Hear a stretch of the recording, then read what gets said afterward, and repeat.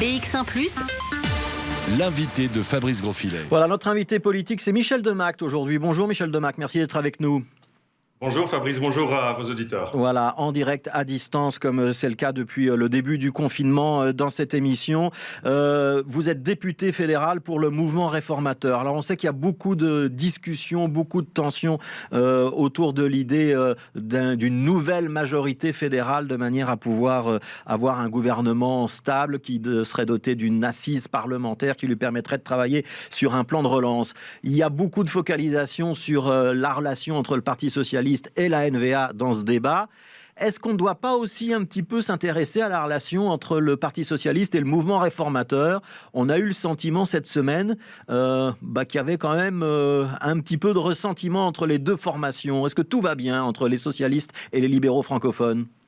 Alors il faut faire une distinction très claire, Fabrice. Il faut faire une distinction entre les relations entre le MR et le PS d'une part et les relations entre le MR bruxellois et le PS bruxellois de l'autre part. Il y a eu des grosses cristallisations, je vous le confirme, et des crispations entre le MR bruxellois et le PS bruxellois. Pour les citer, M. Claus, bourgmestre, Rudy Vervoort, président de la régionale, et d'autres personnalités de la majorité de M. Claus, Karine Lallieu et j'en passe. Et tout simplement parce qu'à un moment donné, il faut arrêter de faire croire aux gens n'importe quoi. Il faut arrêter de faire des insinuations nauséabondes. Le MR n'est pas un parti raciste parce qu'il a décidé de mettre sur la place publique un débat démocratique sur le fait que cette manifestation qui s'est déroulée contre le racisme, et c'est noble, nous soutenons pleinement cette lutte contre le racisme, cette manifestation était mal organisée, désorganisée, mal encadrée, et il faut assumer ses responsabilités et ne pas se défausser en essayant de faire un écran de fumée et de diriger le débat vers d'autres débats et des insinuations nauséabondes. Je vais vous donner un exemple. En conseil communal de Bruxelles-Mille, mercredi soir, M. Mohamed Ouarigli, qui présidait la séance, a donné la parole à un député MR bruxellois, Geoffroy Commence de Brachen, en lui disant « La parole est au conseiller Brachen, avec un genou à terre, j'imagine. Allez-y, très certainement. » Est-ce que vous vous rendez compte de l'indignité de ce genre d'insinuation ? On ne profane pas les symboles. Le genou à terre est un symbole fort pour les Afro-Américains, pour la lutte contre le racisme. On ne peut pas prétendre, d'une part, qu'on lutte contre le racisme et de l'autre part, ironiser sur les symboles. Oui, alors vous faites référence donc à cette fameuse manifestation qui a été organisée dimanche, manifestation tolérée par le bourgmestre de Bruxelles. On sait qu'elle a été fortement commentée, qu'en plus elle a été suivie d'incidents. Je lis ce que vous avez déclaré, vous, Michel Demact, à la dernière heure. C'était, je pense, dans l'édition d'hier. Philippe Claus a enfreint la loi. C'est un dérapage. Et donc les propos auxquels vous venez de faire référence, le discours est digne de l'extrême droite, c'est un dérapage non contrôlé. On a le sentiment quand même qu'on est monté très très haut dans les tours et qu'il y a quand même beaucoup d'énervement, Michel Demact. Je vous confirme que j'étais dans la réaction et non pas dans l'action. J'étais dans la réaction par rapport à la ligne rouge franchie par Philippe Claus, par Karine Lallieu. C'est quoi cette ligne rouge ? C'est quoi, pour que tout le monde comprenne bien, les propos auxquels vous faites référence, l'insinuation, comme vous avez employé ce terme-là tout à l'heure ? Peut-être que le thème de la manifestation est un problème pour les libéraux. C'était ça le propos, mais le propos a été encore précisé le lendemain dans la Libre Belgique par Karine Lallieu et Rudy Vervoort en a fait écho également. Donc ça, c'est ce que les socialistes ont dit du mouvement réformateur. Ils ont insinué que peut-être la lutte contre le racisme, c'était pas votre priorité. C'est ça qui vous fâche ? Tout à fait. Le PS bruxellois se trompe d'ennemi dans cette situation. Tous les démocrates doivent combattre le racisme et doivent combattre l'extrême droite. Aujourd'hui à Bruxelles, avec la désorganisation, les émeutes qu'on a connues, c'est l'extrême droite qui tire les marrons du feu. Et étonnamment, le Parti socialiste bruxellois tire sur le MR, un parti démocrate, un parti qui veut avancer contre le racisme. Je ne comprends pas cette attitude. Et j'attendais des excuses, pour être tout à fait sincère. J'attendais au moins une amende honorable. Rien n'est venu. Pas grave. Vous savez, au fédéral, moi, je discute avec beaucoup d'élus socialistes qui sont très dignes, qui sont démocrates. Je n'ai aucun souci avec le Parti socialiste. Nous irons en avant, nous construirons l'avenir. Il n'y a aucun problème. On a le sentiment que c'est presque plus tendu entre le PS et le mouvement réformateur qu'entre le mouvement réformateur et la NVA. Est-ce qu'on se trompe ? Oui, vous vous trompez. Je pense que là, évidemment, on essaie toujours de faire des caricatures et je peux comprendre, mais c'est certainement pas ça qui va faire. Est-ce que ça redescend ?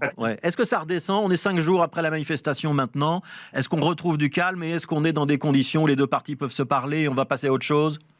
Écoutez, moi j'ai parlé à plusieurs élus socialistes hier en plénière. Vous savez que c'était la plénière du Parlement fédéral qui s'est achevée à 22h30 hier soir. Je peux vous dire que oui, nous parlons ensemble, nous sommes des gens de bonne compagnie. Simplement, il faut que le PS bruxellois se ressaisisse. Alors, on a entendu le message. Je pense qu'il est bien répété de nouveau. Michel Demak, je voudrais qu'on parle un instant de la situation économique. Il y a donc notamment à Swissport, à Bruxelles Airlines, mais aussi dans un certain nombre de petites et moyennes entreprises dont on parle moins à Bruxelles, une situation tendue avec des suppression d'emplois.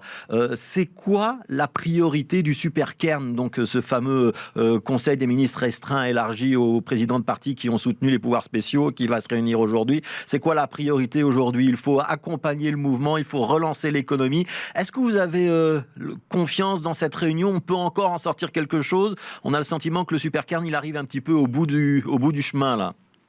Moi, j'ai le sentiment qu'on peut toujours aboutir à une solution constructive pour les citoyens. Les citoyens n'attendent qu'une chose, vous l'avez dit, il y a des faillites graves. Le secteur de l'aviation en particulier est particulièrement impacté par la crise, puisqu'il est quasiment à l'arrêt. Il y a des milliers de personnes qui perdent leur emploi. On a encore eu sur Swissport un exemple éloquent.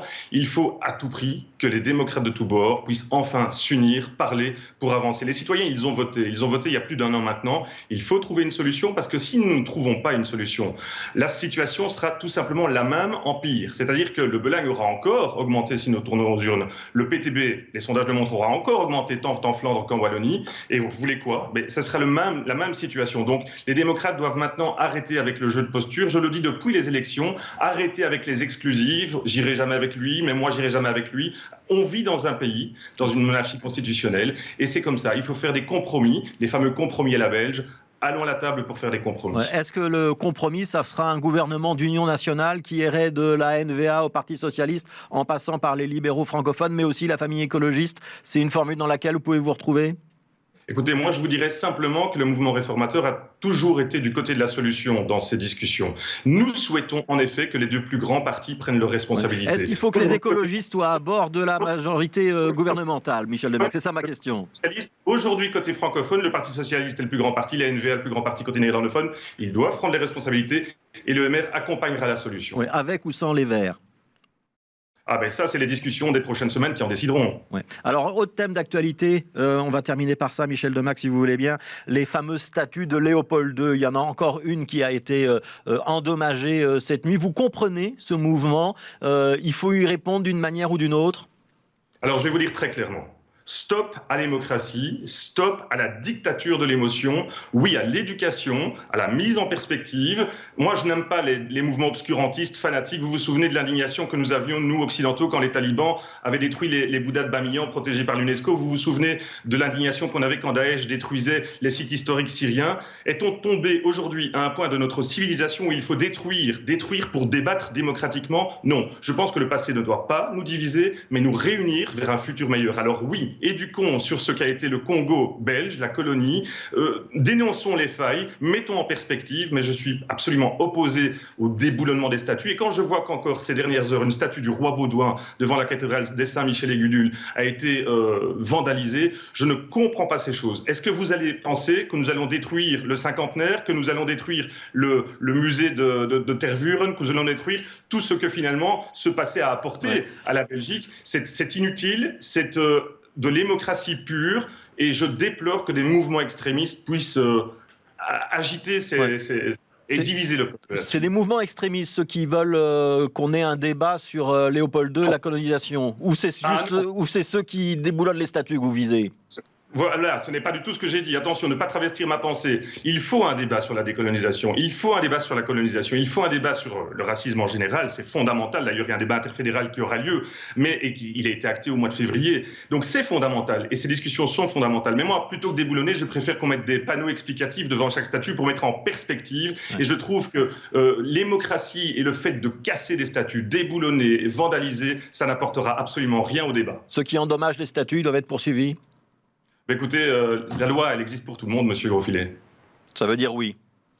Mais ça me paraît être une réponse qui tombe sous le sens. Ouais. Une toute dernière question, Michel Demact. Vous êtes un nouveau député, puisque vous avez été élu lors des dernières élections. On se rappelle que vous étiez journaliste avant. Ça veut dire qu'il y a un peu plus d'un an, vous faisiez votre entrée en politique. Vous aviez annoncé vouloir faire de la politique autrement, avoir un intérêt particulier, par exemple, sur l'environnement. Quand vous voyez qu'on se dispute sur des manifestations, des petites phrases, des masques aussi, ça vous conforte dans votre choix? Vous vous dites pas « Ouh là là, qu'est-ce que je fais dans cette galère? Moi, c'était pas la politique que je voulais faire ».